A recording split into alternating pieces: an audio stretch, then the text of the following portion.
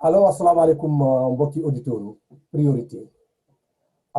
seen camarade Camara moo fi dellu soit encore pour une émission spéciale aujourd'hui.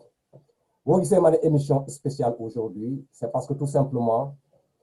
ci àdduna da ngay gis des moments yoo xamee ne dina am ay sénégalais partout fu ñu toog ñu am des idées yoo xamee ne c'est noble et que ces idées là bu ñu ko bëggee présenter il faut ñu trouver des moyens des voies et moyens là pour essayer fësal idées yooyu. Aujourd'hui émission bi dama am ay invités yoo xamee ne ce sont des frères sénégalais ñu nekk di dund en Espagne ñu nekk foofu ñu gis des réalités qui se trouvent en Espagne et puis ñu am benn demande boo xam ne dañ koy lancer fii demande boobu nag moom mooy lan demande de l'acquisition d'un consulat ci benn zone boo xam ne ñoom foofu la ñu yaakaar ne foofu la ñu amee consulat bi boo gisee ñu ne foofu la ñu am consulat def nañu seen étude ak seen analyse ñu xool démographie sénégalaise bi nu mu demee foofu ñu yaakaar ne bu ñu amee consulat foofu dina sotti du ma dugg ci détails yi ces frères là ak ces sœurs là ñu ngi fii tey ci plateau bi ñoom dinañu toog ñu expliquer leen exactement naka lañ ko bëggee léegi nag ñun suñu devoir lenn la essayer de lancer le message là mu dem su fekkente egg na chez qui de droit mu jéem a seet mu déglu exactement ce que ces frères là sont en train de demander su fekkente nag mën na ci def benn farata mu def ko quoi comme ça nag ñu essayer de trouver une solution à cette population bu nekk ci condition yooyu daal. Donc aujourd'hui maa ngi ci plateau bi avec une sœur et un frère. La sœur mu ngi tudd Aïssatou Baldé que je salue au passage. Aïssatou nuyu naa la mu ngi en Espagne et l'autre frère mu ngi tudd Lamine Diatta. Lamine bonsoir nuyu naa la.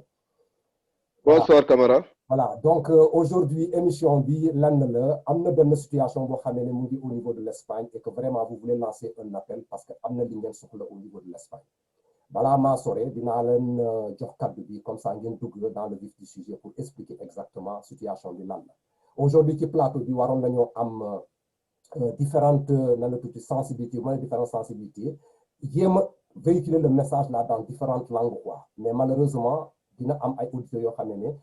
ay kii yoo xam ne ay intervenants yoo xam ne ñu dugg après su fekkente le temps le permet parce qu'on veut que ce message là mu jàll dans la langue française mu jàll en peul mu jàll en espagnol mu jàll en wolof mu jàll en français pour expliquer la diversité de ces gens là yoo xam ne ñu ngi au niveau de l'Espagne donc mais am na yoo xam ne nekkuñu fi mais pour l'instant dinaa jox la parole à Lamine Diatta mu commencer introduction de ce truc là après ma jël la parole ma jox ko à la sœur Aïssatou Baldé qui va essayer de faire la communication dans la langue pulaar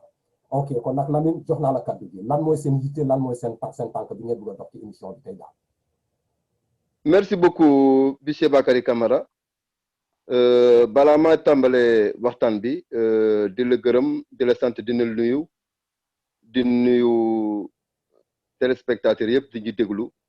auditeurs yi ñuy déglu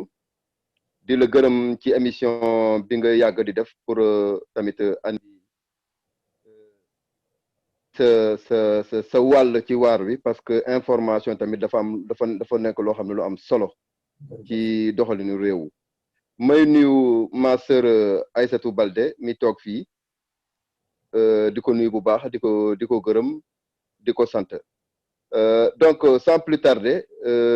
man Lamine Diatta laa tudd ma nekk fi Espagne nekk ci province bu ñuy wax Lérida ci communauté autonome bu Barcelone bu Catalunya donc mbir mi lenn la ñun dañu nekk fi Espagne boo koy seet tey sénégalais yi nekk fi Espagne bëri nañu lool car macha allah te boo koy xool fii ci biir Espagne ni ñu fi tasaarooyee ci 17 communautés autonomes yi nekk fii ci Espagne daanaka sénégalais yi fii ci Barcelone la ñu gën a bëri muy communauté autonome bu Catalunya te nag suñu mbébét mooy ñu andil ñu consulat au niveau de Barcelone parce que fu mu nekk ni ñun suñu problème mooy ñun ñëpp bu ñu soxlee def suñu ay carte d'identité suñu passeport wala yeneen kayit yi nga xam ne dañ koy soxla il faut nga dem ba Madrid pour renouveler say kayit te ñu xam tamit solo bi kayit am ci nit d'abord ak solo bi am bi kayit am ci ñun ñi nga xam ne ñun ñoo nekk fii biir Espagne ndaxte boo koy seet fii Espagne yëpp nu mu toll nii yëpp benn consulat rek moo fi am boo xam ne fa lay sénégalais di dem pour defal lu seen kayit yi te consulat bi mu ngi Madrid. léegi ñun ñi nekk fii Catalunya ak ñi tasaaroo ci ci Espagne fii dafa sori torop pour ñuy jóge fii yenn saa yi di perte une journée de travail wala 2 journées de travail ak lépp li nga xam ne tout ce qui se rapporte comme frais pour dem fii ba Madrid yenn saa yi nga dem doo ko mën a def ak yooyu wala mu fekk fa nit ñu bëri dafa nekk coono bu bëri ci ñun ñu doon ñaax nag suñu autorités yi pour ñu taxawalal ñu consulat au niveau de Barcelone. daanaka consulat am na fa sax muy consulat honoraire waaye consulat honoraire bi nekk foofu du defar ay këyit boo soxlee këyit renouveler sa passeport il faut nga dem ba Madrid pour defarlu sa këyit te boo koy xool comme ni ma ko waxee ci njëlbeen tey jii la communauté autonome de Catalunya concentre lu toll ci 36% de la population yi nga xam ne des émigrés yi nekk fii Espagne. boo jëlee exemple la communauté autonome de Madrid ñoom sénégalais fa nekk ñu ngi toll ci 4000 et poussière nga jël Barcelone rek Barcelone rek mu ngi concentré lu toll ci 11000 et poussière de sénégalais yi nga xam ne nekk fii waxatuma la nag Girona nga xam ne beneen province su Catalunya la wala Lérida ak Tarragona donc loolu daal moom mooy suñu mbébét te boo koy xool suñu nawle yi nekk fii tamit Espagne muy marocain yi par exemple ñoom am nañ fi consulat yu bëri du soxlawuñu ñoom ñëpp di dem Madrid pour defarlu seen këyit donc seen réew def na de sorte que am na consulat yoo xam ne yu leen jege duñu soxla di dem ba Madrid ñoom ñëpp rek pour defi ay këyit boo ko seetee ci Gambie tamit ñoom amuñu fi benn consulat rek bon bu ñu jógee fii tamit Espagne ñu dem au niveau de France gis nañu France tamit du benn consulat rek moo fa am sénégalais yi nekk France consulat yi bëri nañu fa donc mun nga du Paris rek moo am consulat foo xam ne boo soxla sa këyit nga dem defi ko Italie tamit naka si noonu donc loolu daal moo nekkoon suñu mëbët ñuy ñaax suñu gouvernement pour mu jàppale ñu si donc boobu ba léegi nous sommes regroupés en un collectif ñu ne ko le collectif des Sénégalais qui sont ici en Espagne collectif la bon ñu ngi doog a tàmbali liggéey bi waaye nag revendication consulat bi dafa nekk une très vieille revendication bu yàgg la xam naa sama sœur Aïssatou dina ci dellusiwaat ci pulaar expliquer bu baax moom tamit parce que moom Aïssatou tam am na ay jéego yoo xam ne defoon na ko ci xeex boobu lu ma ne xeex boobu ci mbébét boobu bi nga xam ne moom lañ doon am na ay jéego yu mu ci def donc revendication bu yàgg la kon fi mu ne nii loolu daal moo nekkoon suñu mbébét moo nekkoon suñu soxla ñu xam ne daal bu ñu ko suñu nguur defalee daf ñuy yombal mbir mi parce que ñun tamit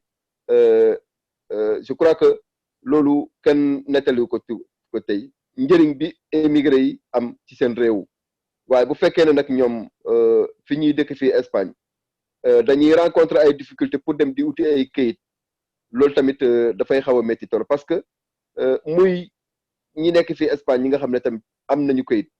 ak ñi amul këyit yëpp passeport bi dafa am solo surtout ñi nga xam ne peut-être yàlla joxagu leen këyit ci passeport bi moom la ñuy mën a jël fi ñu dëkk ñu defal leen certificat de domicile ñu mën a am carte sanitaire bu ñu tollee tamit ci defarlu ay këyit il faut que passeport bi mu teew pour ñu mën a tamit réewu Espagne mun leen jox ay këyit naka si noonu ñi nga xam ne tamit am nañu këyit ñoom bu ñuy dem bay renouveler seen këyit tamit il faut que obligatoirement ñu am passeport te yenn saa yi difficulté yi ñuy am pour jógee fii Catalunya dem Madrid dafa métti te loolu daal moo nekk daal li nga xam ne suñu mbëbët moom la ñuy ñaan suñu gouvernement mu jàppale ñu si ñun ñu ngi ci yoon bi nag fu mu nekk nii ñu ngi regroupé comme ni mu ko waxee ñu ngi regroupé ci benn collectif boo xam ne liggéey bi ñu ngi koy def ci ginnaaw ñu ngi recensé fii sénégalais yi nga xam ne yi nekk fii Catalunya di waaj a préparé benn manifeste boo xam ne dañ koy bind adressé ko au gouvernement du Sénégal léegi ñu ngi ci biir recensement bi au niveau des quatre provinces yi nga xam ne moom moo nekk fii au niveau de Catalunya muy Girona Tarragona Lérida ak Barcelone voilà léegi bu demee ba ci kanam dinañu bind manifeste bi mu ànd ak ñi nga xam ne ñoom ñoo signé manifeste bi ñoo d'accord ci manifeste bi ñu jébbal ko suñu gouvernement loolu yëpp liggéey bi ñu ngi koy préparé waaw ñu ngi préparé tamit bu ñu yàlla jàppale ci loolu ñu am audience ak nos autorités compétentes am délégation boo xam ne dañ koy war a bu ñuy war a yónni Sénégal mu yóbbu manifeste bi avec tous les documents yi nga xam ne les signataires du manifeste pour présenter ko au niveau de notre gouvernement ñu jàppale ñu ci consulat bi. beneen fànn tamit ñu ngi ciy liggéey au niveau de change.org lancé nañu benn pétition boo xam ne tamit pour nit ñi signer ko tamit ñu yëg li nga xam ne moom mooy suñu problème fii mooy sénégalais yi nekk ci àdduna bi yëpp ñu yëg suñu problème mun a signer pétition bi jàppale ñu si suñu jiitu réew yi tam ñi nga xam ne ñooy jiite réew mi tamit ñu yëg li nga xam ne tamit moom la ñu dund fii parce que bu ñu considérer tey jii diaspora comme 15e région donc dafa laaj tamit bu fekkee ne tamit ñun am na ay difficultés yi nga xam ne moom lañ jàppee fii ñu mun ko exprimer peut-être dans la sérénité expliquer suñu gouvernement yi tamit ñun problème yi ñu am fii ndax ñoom ñu mun ci taxaw donc gudd naa trop ngeen baal ma ci ma delloo la kàddu gu Camara di la gërëmaat encore di la remercier beaucoup wasalaam. merci jërëjëf Lamine am na kii nanu tudd benn frère bu dugg si xam naa moom moo war a nekk nanu tudd Abdoulaye ou bien Chérif bu dugg si bon je sais pas mën na présenter wu après ñu jox ko kàddu nag sans pour autant plus tarder dinañu dem seeti la sœur Aïssatou Baldé qui va faire cette communication là dans la langue pulaar quoi pour mu gën a diversifier kon nag madame maa ngi lay jox kàddu bi pour situation bi ngeen di bëgg a waxtaanee fii daal. Camara mi salminima ane ɓiɓɓemaɓe fof e équipe maɗo fof e to gonɗa ɗo fof mino ñaganoma jaam Allah waɗa jaam e kala kettoroɗo kala gonɗe e équipe ma heeɗa neɗɗo ɗi salmina ɗum buy wona seeɗa e ɗo de ko Lamine haali ko e jolte ko ɗum neɗɗo abi toon e Pulaar donc situation o wattu ni ko ni worri ɗo Barcelone ɗo minen ganda min tampi ngal Allah minen cohli consulat hande wona hande min ponno ɗum wadde kono ko hande Allah hoddiri donc min mbaɗi groupe mo ganduɗa minen fi kala ɓiɗɗo sénégalais ɗo wawi hettude e aduna he debbo e gorko cukayle mangol vraiment minen ñaagui ɗumen ballal min ñaagui ballal donc hunde nde ɗo nder Espagne ɗo hatta ɗi woɗɗi jaagol ngigol ɗo Barcelone yaha Madrid ɗi woɗɗani minen te dépense o ɗi heewi biye wona seeɗa ɗi heewi buy wona seeɗa donc imagine toi joni jogoɗa ɓiɓɓe ɗiɗo ɓiɓɓe tato ɓiɗɗo jibinama woni bobo han ko ɗon ma ɗaɓɓane kayidi pour heɓa ko ñawde donc e on ñaw si woni on ala carte d'identité ou bien ala passeport ɓiɗɗo heɓta carte ko ñawdoɗo ɗo nder leydi ɗo donc min ñaagui sabi Allah e hoore nelaade komin ñaagui e autorité ji meɗen ɗi mawɓe gonɓe ɗo to meɗen to e joomaɓe place ji mawɗi e jooma meɗen leydi o minen ñaagui ɗum sabi Allah e hoore nelaade yurmede natta hakkude amen vraiment mo walla minen ɗo consul ɗo nder Barcelona consul min paala min jiɗa consul ara walla am consul directement ara piw no nde kono min keɓ machine hayso min keeɓi machine komin liggori komin keɓirane passeport min mbasa yaade Madrid sa ɗon weltini minen buy wona seeɗa donc o wattu ko woni liggi amen ɗe koko ndentingol yimɓe ndentingol signature ji minen gueto minen membino dulaji ɗi piw ha min keeɓa komin lamda ko min jokka golle ɗe donc ɗen golle noon duriragol ɓaawo ala ko jaagol to yeeso tan donc ñaagui Allah dal vraiment ɗum ɗo ɗum kala Sénégal e mbimami jooɗi e aduna he no wallu minen no nan haalaka si wawa tawede windo waɗa tawa hen ballugol amen no windo minen cohli ɗum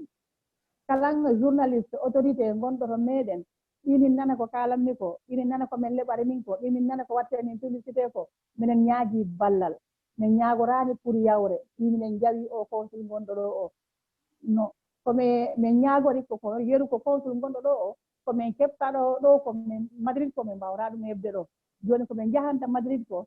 minen paala ɗum hebde ɗo nder Barcelona ɗo haysi ko machine o han vraiment tamina min belti duy wona seeɗa donc autorité ji ɗi Sénégal ɗi fof debbo e gorko kala gonɗo e laamu he hatta no laatindo Espagne fooɗi yoddi e consul goto minen d'accord consul ɗo e ambassade ɗo waɗe Madrid probléme ala kono consul no mbo wino ni consul dulayo to waɗa ɓurori yimɓe yo waɗe consul ɓurori yimɓe yo waɗe consul kono noon ɗeɗa fi leydi ko jogii ko si woni minen tan fulɓe fuladu gonɓe ɗo nder Barcelone ɗo e sénégalais ko ɓuri heewde ko wonɗo nder Barcelone ɗo ko min keɓani ɗum man ta minen ɗeƴƴiri seeɗa sabuna min cikka wiide minen mbaɗi komin potani wadde ɗolle ɓayle min ganda donc si woodi ɗum ɗi andini hen ou bien gaheede amen ou bien to heede laamu ɗo ɗum fi ko kaaldegol tan kalan ko haalda ko fammodittake donc neɗɗo ko tori tan ngal Allah neɗɗo ɗum tori ballal buy wona seeɗa sabuna e nde hakkude ɗo ko wona ko yimɓe hewɓe kayri mumen bonniɗo woodi gomnoɓe to meɗen fi o ñaw kayri mumen ɗi fuu ɓe garti ɗo mbawta wadde renouvelé woodi janoɓe mbaɗɓe renouvelé passeport ɗin to ɓe mbawani nellude par ce que ñaw gonɗo ɗo o joni no ɗum ni si woni kaydi ma huuɓi a heɓani ala ɗo jaaha ala no mbaɗa ala no pewrira hono mbatta no jogui famille an hande ɓittere ɓeydima donc minen ñaaguidal vraiment e nden ɓittere mino andi ko Allah watta kono kala ko Allah ittata kono minen ñaagui e dow ɗum no autorité ɓe e lamɗo meɗen ɗo saabi Allah e hornelaɗo minen ñaaguimo wona min ñagoranimo no lamɗo ni minen ñagorimo no musidɗo ni minen ñagorino no poro ni e miñiraɓe muɗum ou bien e taniraɓe muɗum ou bien e baɗiraɓe muɗum gonɓe e leydi he nombo wattu hakkille amen ɓuura wattude men mbiyani wattani kono no yurmene nde ɓuura arde hakkude mo laartiɗo vraiment minen cohli buy wona seeɗa joni noon ɓayri minen puɗɗiɗi ɗeɗo ɗe golle ɗo min gonduɗo ɗe min puɗɗi minen jaaha no mbimami nane ni ala jaarugol ɓaawa min jaaha ha min keɓa min jaaha ha min mbasa heɓde min continua kono min jippinta balɓe amen ɓe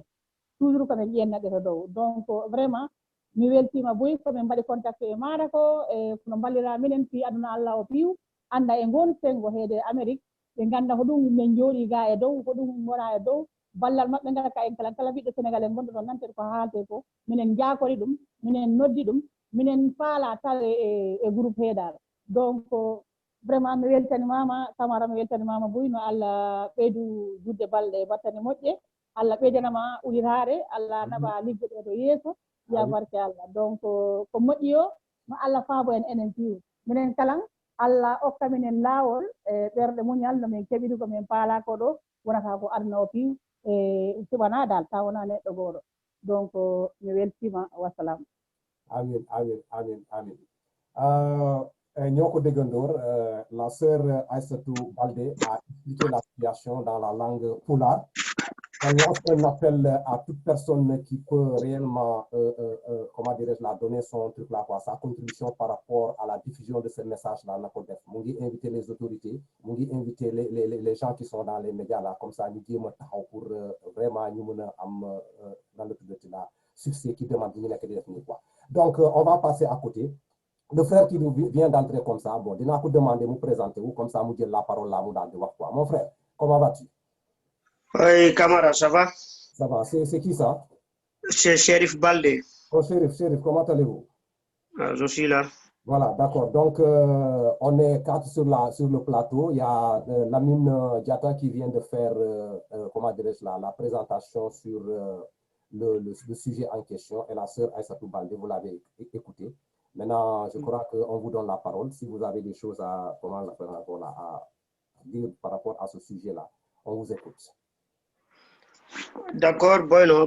yo voy a hablar en castellano. Sí, voy a hablar en español. Y bueno.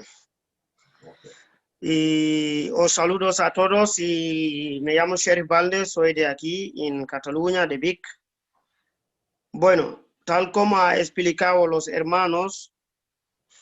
y el barco que estamos, somos todos dentro de un barco que no tenemos conductor. ¿Por qué? Porque vivimos una situación, tienes que vivirlo para poder explicar. Para saber lo que estamos viviendo, tienes que vivirlo. Entonces, y no me voy a alargar mucho porque los hermanos ya explicaron todo lo que hay y eso es lo que hay, es la realidad. Y nosotros aquí en Cataluña somos muchos. La mayor parte de los senegaleses que viven aquí en España están aquí en Cataluña. Pero no tenemos dónde hacer los papeles, digamos el pasaporte, carta de identidad, certificado de nacimiento, y no tenemos dónde hacerlo. Entonces, y estamos unidos para luchar a ver si el gobierno por una vez nos van a escuchar y hacernos a favor de hacernos un consulado aquí en Barcelona. Y es la única lucha que estamos luchando. No luchamos por nada, solo luchamos para que no tengamos donde hacer los papeles.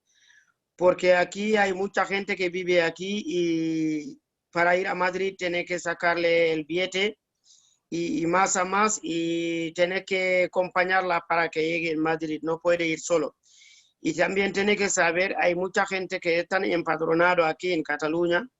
pero hay mucha gente que no está empadronado, porque el que no tiene pasaporte no puede empadronar. Y entonces el que no está empadronado tampoco puede tener una carta de medicamento para acceder en el médico. Y hay que pensar, toda esta gente y está atrás de nosotros. En la lucha que estamos haciendo no es ni para ti ni para mí, es para todos los senegaleses que están aquí en Cataluña. ¿Por qué?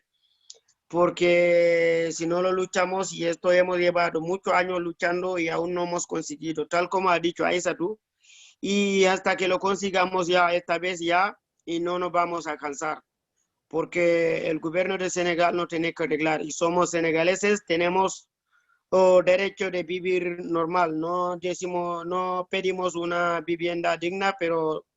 tenemos derecho de vivir normal, como todos los senegaleses. Y es único lo que pedimos, no manifestamos otra cosa, solo manifestamos que nos ayude para arreglar la situación que tenemos entre aquí en Madrid. Es muy lejos, 8 horas de viaje, 8 horas de ida, 8 horas de vuelta. Y esto es tener suerte y llegar ahí que te haga el pasaporte. Es tener suerte, porque si llega ahí, te gastas tu dinero de aquí a ahí, 8 horas de autobús, y llega ahí, no te hace el pasaporte, y volver ¿qué? Ni con el dinero, ni con el cuerpo descansado, ni con el pasaporte que tú has ido a buscar. Y eso no basta. Y tienes que justificar tu viaje en tu trabajo. Y si no te hace pasaporte, o si no te hace el papel que tú has ido a buscar, ¿cómo lo van a justificar? Y esto todo es un riesgo que nos vivimos aquí. Tal como he escuchado, como está explicando Aissatou, hay muchos senegaleses que aquí en Cataluña, sobre todo donde vivo yo, ha habido más de 20 personas que han quedado ahí con la pandemia y ahora no ha podido volver. ¿Qué estamos haciendo? Pues juntar dinero para ver cómo lo arreglamos sus papeles para que vuelva. Porque vive aquí, tienes contrato fijo, pero no está aquí, no puede volver. Ya los papeles no lo vale para volver. Y eso es lo que tenía que saber el gobierno de Senegal. Yo creo que es muy fácil pensar como vivimos, pero es muy difícil vivir como vivimos aquí en Cataluña. Entonces, nos haría un favor para hacernos un consulado. Si no tiene tiempo para hacernos un consulado, no pasa nada, que nos hagan una máquina para hacer los papeles, con esto nos conformamos. Porque no pedimos nada más, solo pedimos... Hostia, me están llamando. Disculpadme. Ok, all right. ¿Cómo on l'appelle encore là? Il a encore... Ya lo colgado. Sí, y esto es lo que estábamos explicando. Y lo queremos que todo el mundo escuche y nos ayude a lanzar el mensaje para que una vez el gobierno de Senegal nos haga un favor. Eso es lo que yo quería añadir un poco. Me disculpe si larga un poco, ¿vale? Señor Bakary. Ajá. Gracias. Ok. Voilà, donc je peux revenir en français. Hein? Gracias, señor Lamine. Voilà. Bon, mbokk auditeurs yi, on a entendu ce que ces deux frères et la sœur Aissatou ont présenté ici dans de différentes langues. Et vraiment, pour déglu exactement l'Union, parce que nous, ils disent la même chose. Ce qui a été dit en Wolof, c'est ce qui a été dit en Pulaar, c'est ce qui a été dit en espagnol. Donc, je crois que le problème, c'est un problème très sérieux qu'on doit essayer de revoir. L'autorité peut être sensible par rapport à ces demandes-là. Parce que nous sommes dans une communauté, comme par exemple Lamine l'a dit, au niveau de Barcelone, il y a presque 11 000 Sénégalais qui ont fait. Et si nous avons un problème, par exemple, passeport, il faut nous déplacer pour dem jusqu'à Madrid pour essayer de régler ce problème-là. Sans compter, vous calculer le nombre de temps que nous perdons, le nombre d'heures que nous perdons, pour ne serait-ce que pour régler ce problème-là seulement, quoi. Et je crois que l'imam, comme nous l'avons dit, demande la bonne depuis très longtemps, nous sur la table et rien n'est fait jusqu'à présent. Donc moi, j'ai posé une question à Lamine là, comment on l'appelle encore là, à la sœur Aïssatou, et l'autre là, à Chérif. Mais au juste là, Lamine, quand le problème du quoi? Parce que dans le truc là, demande du doulé, il a commencé. D'afin y a fidal. Bon, pourquoi l'outar du dem dal? Quels sont les problèmes fa nek? Nga ne la sœur Aïssatou amna ay djégo yu bari yu mu fa def. Est-ce que vous pouvez expliquer Sénégalais au juste où se situe le problème quoi? Pourquoi jusqu'à présent la demande ne passe pas quoi? Allô? On va répondre. Lamine ou Laman? Lamine, demande Aïssatou. Allez-y, Chérif, allez-y. Aïssatou demande. Demande bi dal vraiment ñun une situation bir Barcelone wala bir Espagne on n'arrive pas de comprendre ñun ñi comprendre ñu dara suñu la waxé dégg dal comprendre ñu dara parce que fu mu nekk nii man dañuy am suñu dëkk bi Kaleja fi ñu nekk situation bi ñu commencé suñu association on a fait la même chose looloo tax ñu créer association boobu mais dama koy tudd fii mais du affaire association la ñuy wax pour fu ñu commencé looloo tax may tudd association donc man dama jël maire Kaleja bi daf ma jël moom ak secrétaire bi ñu jël ñu dem Madrid directement ci ambassade bi ñu dem def suñu demande suñu réclamation madame l'ambassadeur bi a dit que ci dafa nekkee dina ko toppatoo ñu def un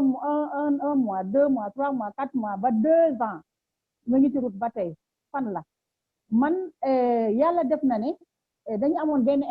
invitation boo xam ne Toulouse la ñu demoon Toulouse mooy bi ñuy jël Air Sénégal bi ñu ko inauguré Toulouse ñun dañuy demoon yàlla def c'est le président en tout le respect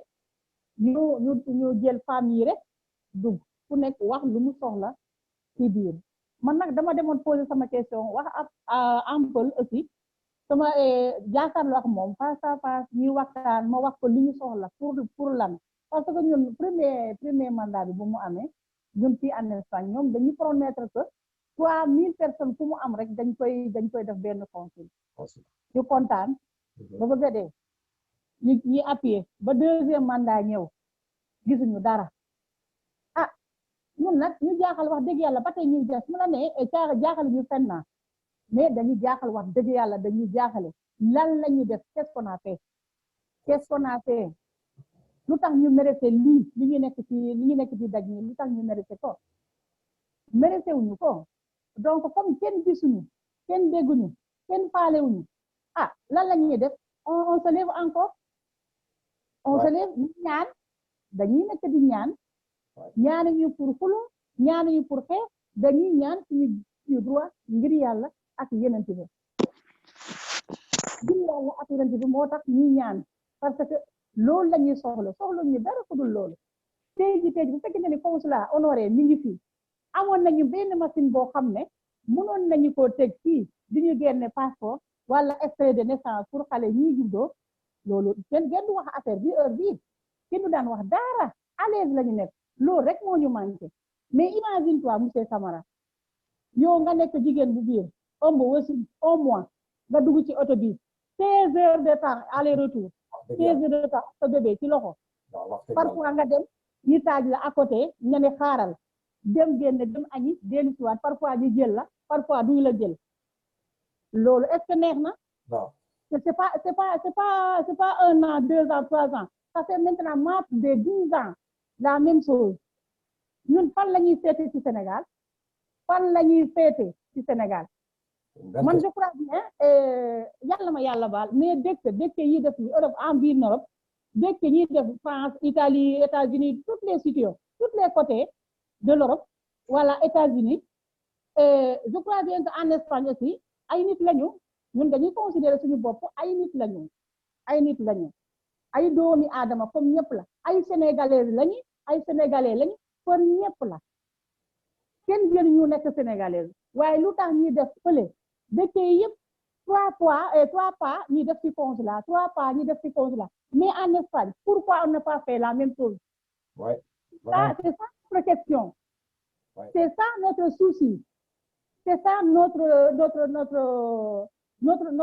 rancœur daal vraiment je ne sais pas qu'est-ce qu'on a fait. vote yi suñu yonee dañuy voter igual dañuy voter comme tout le monde dañuy defar ba mu baax comme tout le monde mais léegi li ñuy soxla su ñëwee pourquoi pas ñun ñu am li ñuy war a amat li ñu war a am pourquoi meruma de mais sama xol bi moo fee parce que jigéen ñi ñoo gën a sonn fii jigéen yi gën a sonn suñu jëkkër yi suñu demee liggéey jigéen bi mooy buub doom yi dem Madrid def lu muy war a def parce que yow mënoo dem sa jëkkër perte liggéeyam yow nga perte sa liggéey coono bi fan la ne xale yi nag fan lañ leen teg mais état bi fekkente ni yërëmuñu ñun ñii yërëmuñu nañu yërëm suñu doom yi donc foo ko fekk mu judd rek da ngay ne yàlla barkeel parce que xamoo kan lay jëriñ donc vraiment ñu ngi ñaan ngir yàlla ak yeneen ci ba bii yoon naan nañuy jox suñu droit moom la ñuy soxla tant que joxuñu suñu droit ñu ngi fi dañuy lutter ba à la fin ñu am ko dañuy lutter bañ a ko am mais on continue encore de battre. Ouais, il faut toujours continuer. Ça c'est vrai. Merci madame. Nag Chérif am na li nga yokk ci li madame wax. Kare man. Wow. Sí, bueno, y hay un poco cosa que quería poner porque es que como dice ella, es que si tú investigas mucho, vas a enfadar. Porque vas a pensar por qué. Y el por qué, ¿quién te van a explicar el por qué? Porque todos somos senegaleses y hacemos lo que nos toca. Pero el por qué nosotros no podemos tener un consulado aquí en Barcelona. Eso es lo que no paramos de pensar. Y entonces, soy yo lo que ha iniciado el grupo. Soy yo lo que ha creado el grupo. He pensado porque hemos perdido mucho tiempo, retraso de los papeles de la renovación y me ha ido en la policía a consultando. No consulto solo por mí, mis papeles no caducan, pero consulto con lo que estoy viendo, con lo que estoy escuchando. He consultado, digo, hostia, esto hay que poner de pie. Y ahí hemos iniciado la lucha.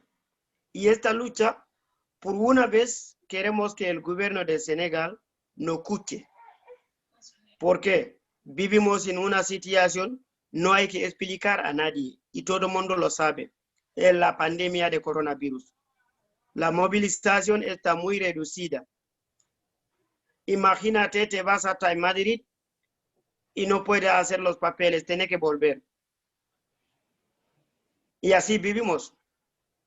¿Y por qué el gobierno de Senegal no nos puede ayudar para que no perdimos los derechos que tenemos aquí y la vida que tenemos aquí? Porque aquí en Europa, si vive sin papeles, ya no tiene derecho, no tiene nada. Ni trabajo puede tener, ni contrato de alquiler. Entonces, y esto yo creo lo que estamos pidiendo no es muy complicado. ¿Por qué? La lucha no es para que alguien tenga puesto, no. Es para que lo tengamos donde poner los papeles. Es único lo que nos interesa, dónde hacer los papeles. Y eso nos tiene que ayudar. Lo pedimos, por favor que nos ayude para tener donde hacer los papeles, que es aquí en Barcelona, y ya estamos en paz. Pero si no hace, que todo el mundo entre, que los senegaleses que viven aquí en España, sobre todo en Cataluña, están sufriendo por no tener donde poner los pasaportes. Sí, eso es lo que yo quería añadir. Ok, all right. Merci Chérif pour l'appel bi nga lancé aux autorités là. Yéen a ngi demandé ñooy def des efforts là pour au moins ñu créer leen benn consulat au niveau de Barcelone. Voilà, Lamine, est-ce que am nga li nga yokk ci lii? Ah, d'accord, avant que Lamine revienne là, bon, man ma jéem a continuer fii. Vraiment, c'est une situation bu nekk fii te ñun ñëpp ñu war a def foofu sunu contribution. Ce que ces Sénégalais de Barcelone là, Barcelone sont en train de demander, c'est quelque chose de, je dirais pas c'est simple, mais c'est leur droit le plus absolu. Su fekkente comme madame l'a dit dans les tests là où 3000 Sénégalais fu ñu dajaloo au moins dafa war nañu am benn consulat. Je crois que déjà à Barcelone seulement, comme Lamine l'a dit, nous avons presque 11 000 Sénégalais yu nekk ci contrée boobu. Et l'exemple que madame vient de donner ici là pour expliquer la souffrance que les femmes là li ñuy dund pour dem pour là boo gisee la souffrance là di les femmes là di endurer pour arriver à Barcelone. Non, pour arriver à Madrid pour faire le papier des enfants. Exemple boobu yëpp bu ñu la ko joxee rek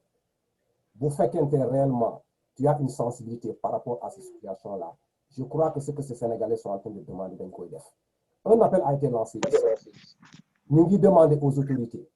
ñu ngi demander à toute personne boo xamee ne tu sais que tu peux faire quelque chose na nga jóg nga taxaw, parce que cette demande là ça ne date pas de maintenant. Si la demande continue à perdurer, c'est parce que tout simplement il y a un besoin qui est là et que ce besoin là vraiment on demande aux autorités du Sénégal là ñu prêter cette attention ci loolu ñu jéem a dimbali les trucs là quoi, comment on l'appelle encore là, ces Sénégalais qui se trouvent au niveau de Barcelone là, demande boo xam ne ñu koy def ñu jéem a seet est-ce que on peut venir au moins en aide à ces Sénégalais là. Si c'est pas possible de constituer un consulat, on vous demande au moins mu am une machine au niveau de ce consulat boobu ngeen am foofu, xaw ma honoraire lañ ko tuddee, mu nekk foofu bu fekkente mën ngeen ko équiper au moins d'un matériel boo xamee ne ces gens-là ne vont pas se déplacer pour aller faire certains papiers au niveau de Madrid du truc là de Madrid là dina dimbali daal appel boobu laa fi lancé quoi. Donc Lamine nan la tuddati sa kii bi sa connexion bi dafay daw. Bon, day def ay écho. Bon, je crois que fi ñu toll nii bon le message a été lancé li may def mooy daal damay bàyyi ku ci nekk mu jéem a seet est-ce que am na un dernier appel boo xam ne da koy lancé mën naa dellu ci la sœur Aïssatou su fekkee da ko bëgg a lancer en wolof ou bien en pulaar là mu dellu soir encore mu lancer cet appel là après ma dellu ci le frère Chérif là mu lancer le dernier appel là comme ça ñu jëlee ko foofu daal ñu tënk émission bi daal kon nag madame Aïssatou kon ñu jox la kàddu bi encore. monsieur Camara dégg naa sa kàddu te jërëjëf li ñu koy lancé daal kontaan naa ci trop wax dëgg yàlla di la xanaa di la gërëm di la sant rek di la ñaanal yàlla yóbbu liggéey bi ba ci kanam. amiin li nga bëgg ak li nga bëgg ci àddina ci sa liggéey ci sa biir famille ak ñëpp lu gën ci yàlla na ko yàlla defar barke yonent bi sallallahu alayhi wa sallam. Man daal li ma ciy jolli moom du gudd ñun consulat lañ soxla. suñu amulee consulat machine yi nañu soxla Barcelone bi suñuy amee suñu carte d'identité suñu amee suñuy extrait de naissance doom yi suñu amee suñuy passeport parce que mu nekk ni moom ñu bari ñu ngi ciy toog affaire feebar bi comme monsieur Chérif nu mu ko waxee noonu mënuñu solutionné seen passeport parce que am na passeport yoo xam ne ñi ngi consul ñi ngi ambassade fii waa consul Sénégal pardon ci consul bi ñi ngi foofu ba tey amuñu moyen pour ñi ñëw fii parce que fan yële passé dafa doon neige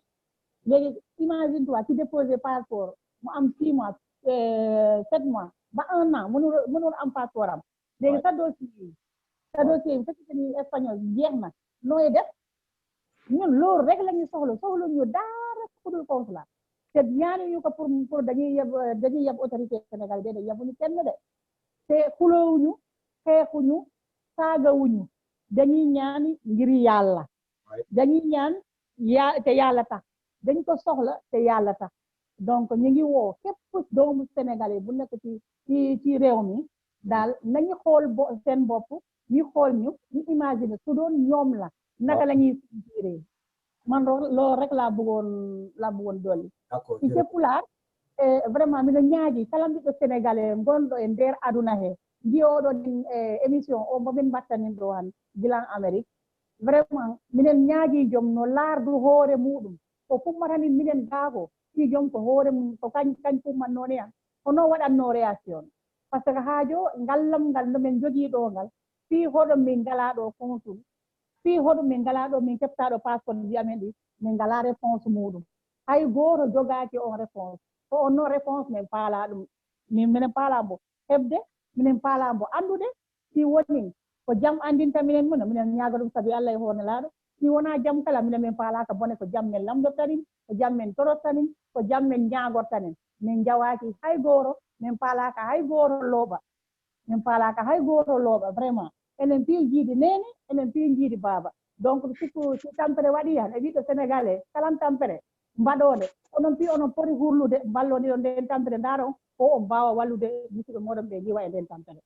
ko ɗum enen pi Allah waɗi en jaltuɓe yeno jaltuɓe gonɓe gaaɓe donc gooro ɓe he jibina gooro ɓe anda goɗɗo ɗo jibina en kawri wiɗo ko Allah wi no en musid Allah wi no en musid Allah wi no en muñcidiran Allah wi no en ballodir donc kalan ko moƴƴi e meɗen ko ɓuri moƴƴude no Allah waɗan en ɗum donc yeru komin kaali ɗo ko minen komin mbaɗi ɗo min mbaɗani offender hay gooro min mettinani ɓernde hay gooro si woni noon e dow muɗum si goɗɗo ɓernde muɗum ɗi metti hen minen tori yaafuye han minen tori yaafuye janggo minen tori yaafuye aduna o piiw sabuna min kaldani lowre komin cohli ko ɗum min paala ɗum noon looɓa han min ɗaɓɓat ɗum welta min ɗaɓɓat ɗum haa no Allah waɗi yo minen hen haa min keɓa sohla amen o minen hen haa min keɓa komin paala ko sabuna ko ɗum min cohli Touba ko wi o trop c'est trop et ça là c'est trop donc on ne va pas retourner on continue à travailler. Merci Camara, je te remercie très bien vraiment kontaan ci yow dëgg ci yow vraiment jërëjëf wasalaam on est ensemble kon ma jàll ci Chérif en attendant l'autre là comment dirais-je là Lamine tu te prépares su fekkee da nga bëgg pour la conclusion kon nag Chérif defal sa bu fekkee am na benn conclusion bi nga bëgg a def par rapport à la situation ñu jox la kàddu bi waaw Camara joni ko pular kala minin mi weltima e invitation he mi jaari Allah mi jaarima mi du'animama ya Allah nabru golle ɗe yeeso minen dey comme no oɗo wiyoni Aissatou wiyoni komin ñaagoro ko ɗinin satti e amen kono sattani he woɓɓe he wonande ɓe ɗinin kattani ha minen noon ne amen ɗinin satti kono e woodi e sattani e wonande ɓenin kattani ɗum noon komin ñaagi ko minen ñaagi ta hay goto nanirani ɗum lobre minen komin ñaagi tan kono min balle min giwa ɗo min gonɗo ɗum min ñaagi gouvernement Sénégal o min balle min keɓa ɗo min mbaɗi passeport ji si ɗum wonno ko paalami hen ɓeydude e neɗɗo suyta wadde convoqué oɗo wattu manifestation kadi si a noddi manifestation nan ɗi wawi yimɓe ngara hen jakka goɗɗum minen wona ɗum woni haaju amen minen woni haaju amen komin mbaɗa manifesté ha gouvernement o yiya minen walla minen komin paalako gasi ɗum noon minen ñaagi ɗum laamu Sénégal ɗum si tawi min mbaɗi hen offender goɗɗo han minen ñaagi yaafuye ko ɗum tan woni komin cohli ko min balleno min keɓira consulat ɗum noon onon journaliste ji ɗi minen on ñaagi ballon minen mbaɗgol lancé message o ha mbo yettano kala mbo foti yettanade sabu minen paala wallede consulat ko haaju amen tigi ɗum noon a jarama monsieur Camara ya Allah nabru golle ɗe yeeso ya Allah ɓeydu jikke ɗe ya Allah nabruma yeeso a jarama encore en plus le frère a lancé un dernier appel pour les communicants nañu def tout possible pour ñu jéem a lancer le message là bu fekkente dina egg chez qui de droit ñu def des actions par rapport à ces demandes boo xam ne ñu ngi koy def quoi kon nag na la tuddati je crois que le frère Las na la tuddati peut-être il y a un problème de communication donc il y a pas de problème kon nag madame Aïssatou Chérif maa ngi leen di remercier di leen gërëm di leen sant ci taxawaay bi ngeen def fii parce que lii mun na leen bañ a fekk ci sa quoi ku nekk nga toog ci sa fi nga nekk au niveau de l'Espagne nga lijjanti sa njaboot toutes ces difficultés yu nekk autour là ngeen ignorer ko mais li ngeen tànk bi ngeen di dox nii moom mooy engagement bi ngeen def pour seen communauté parce que bu ñu ne y a 11 000 Sénégalais yoo xam ne ñu ngi au niveau de Espagne de Barcelone et que tout simplement mu am benn groupe boo xam ne dafa jóg mu bëgg a porter le flanc là dafa ouf ces 11 000 là pour aller porter le combat et je crois que loolu dañ leen for remercier ci loolu ñu féliciter leen ci engagement bi ngeen def par rapport à ce travail là continuer leen ci loolu rek yombul dafa métti parce que tout simplement comme ni nga ko waxee li ngeen di demander nii nekku leen di xeex nekku leen di xuloo mais c'est seen devoir citoyen ngeen nekk di demander parce que jóge fi ngeen nekk di dem au niveau de truc là de Madrid là pour ne serait-ce que pour régler un problème de papier vraiment kooku moom daal xel nangu ko daal dafa métti donc on va lancer l'appel aussi en tant que Sénégalais aux autorités sénégalaises su fekkente ils sont en train de nous écouter ils sont en train de nous entendre nañu def tout possible nag ñu considérer ces demandes là ñu def au moins benn jéego pour soulager cette population boo xam ne mu ngi au niveau de Barcelone là pour au moins ñu trouver satisfaction par rapport à cette demande là quoi kon nag madame Aïssata maa ngi lay gërëm di la sant di ne continuer combat bi rek quoi parce que jigéen moom daal fu mu nekk moom daal ça va les choses là ça avance quoi Chérif tamit nag continuer combat bi et le frère aussi comment on l'appelle encore là Lamine Diatta na ngeen continuer combat bi xam naa ne bés du ñàkk on reviendra encore pour faire l'évaluation de ce truc là quoi de ce sujet là sur ce plateau là encore quoi na ngeen continuer rek quoi dina sotti inchallah quoi kon nag mbokki auditeurs yi jërëjëf ñoo ko déggandoor vraiment ku jot ci vidéo bi ku jot ci information yi na nga ko divulguer partager ko mu dem quoi est-ce que tu comprends et nag su fekkente nag tàllu na foo xamee ne lépp koo xamee ne war na def action xam naa jéego dina ci am maa ngi leen di remercier di leen sant di leen gërëm